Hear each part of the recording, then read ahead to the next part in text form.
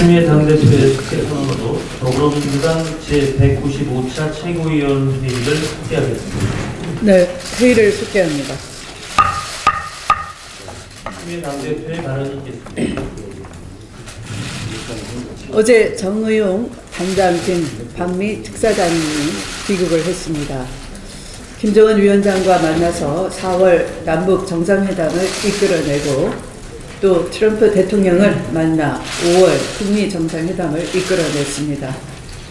문재인 대통령의 한반도 운전자론에 기반한 주도적 역할이 이제 본격적인 궤도에 오른 것입니다.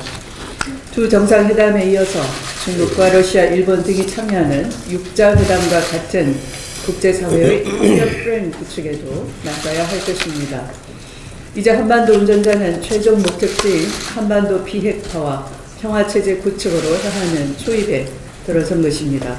그러나 두 정상회담이 한 번에 모든 것을 해결해 주지는 않을 것입니다. 그만큼 우리가 가고자 하는 한반도 비핵화의 길은 멀고도 험난할 것입니다. 우리 당은 역사적인 남북 정상회담과 북미 정상회담의 성공적인 개최를 집권 여당으로서 든든하게 뒷받침하기 위해 오늘 최고위에서는 남북미 정상회담 지원 특위를 설치하기로 의결했습니다. 당 안팎의 한반도 및 외교 전문가들을 모시고 대대적인 대국민 홍보와 함께 정당 외교 차원의 활동을 전개해 나갈 것입니다.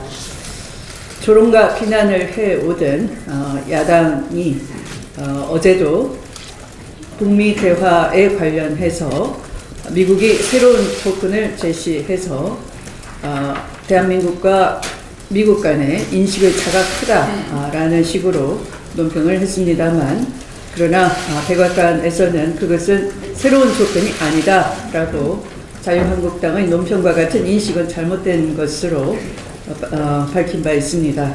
그래서 우리끼리 이 안에서 냉소적인 그런 자세는 한반도 비핵화에 전혀 도움이 되지 않는다는 것을 분명히 밝히면서 국회 차원에서도 여야가 일치된 지원의 목소리를 내주기를 촉구합니다. 국민헌법자문특위의 개헌 자문안 초안이 오늘 마련됩니다. 청와대는 국민과 함께 차근히 개헌 준비를 하고 있는데, 오히려 국회는 개헌특위에 이어 헌정특위까지 이어왔지만 여전히 답보 상태에 머물러 있습니다.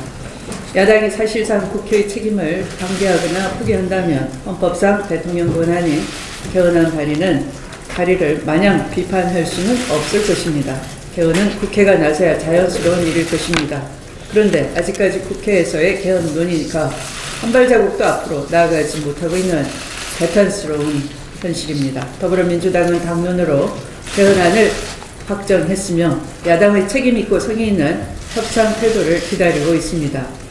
자유한국당을 제외한 야당들이 지방선거 동시 개헌에는 찬성하면서도 구체적인 개헌안은 아직 내놓고 있지 못하고 있습니다. 동시 개헌을 반대하는 정치적 부담은 피해가면서 국회 내 개헌안 마련에는 왜 소극적인지 이유를 모르겠습니다. 특히 자유한국당은 개헌은 물론 개헌 시기에 대한 국민과의 약속마저 손실작처럼 버리려 하고 있습니다. 지방선거에서의 유불리를 떠나서 지방선거에서의 유불리로 개헌 시기를 늦추려는 태도는 그 자체로 정치공학적 기능이라 할 것이고 개헌 반대에 불과한 것입니다. 대통령의 개헌안 발의가 가시권에 들어온 만큼 이제라도 각 당은 명문화된 개헌안을 내놓고 국회안을 마련하기 위해 대선적 차원의 결단을 내릴 것을 강력히 촉구합니다. 요즘 자유한국당 계열의 두 전직 대통령이 국민 속을 뒤집어 놓고 있습니다. 이명박, 전두환 두 전직 대통령은 비리 종합 세트와 역사 왜곡 세트로 국민 속을 시커멓게 만들고 있습니다. 이명박 전 대통령은 내일 모레 검찰에 출두할 예정입니다.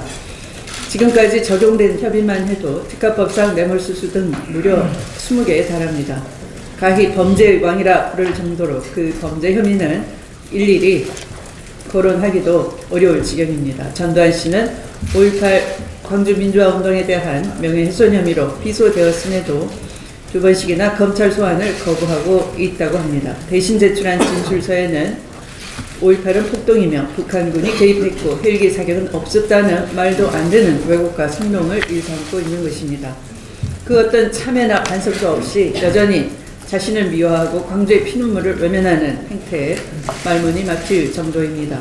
전두환 씨가 저지른 일은 명백한 시민 학살입니다. 권력을 찬탈하기 위해서 탱크와 헬기를 내세우고 군인들을 동원해 무고한 시민을 대상으로 군사작전을 펼친 해방 이후 최악의 권력형 범죄를 저지른 겁니다. 국회는 그간 밝혀진 진실을 토대로 지난 28일 제대로 된 진상규명을 위해 5.18 특별법을 통과시켰습니다.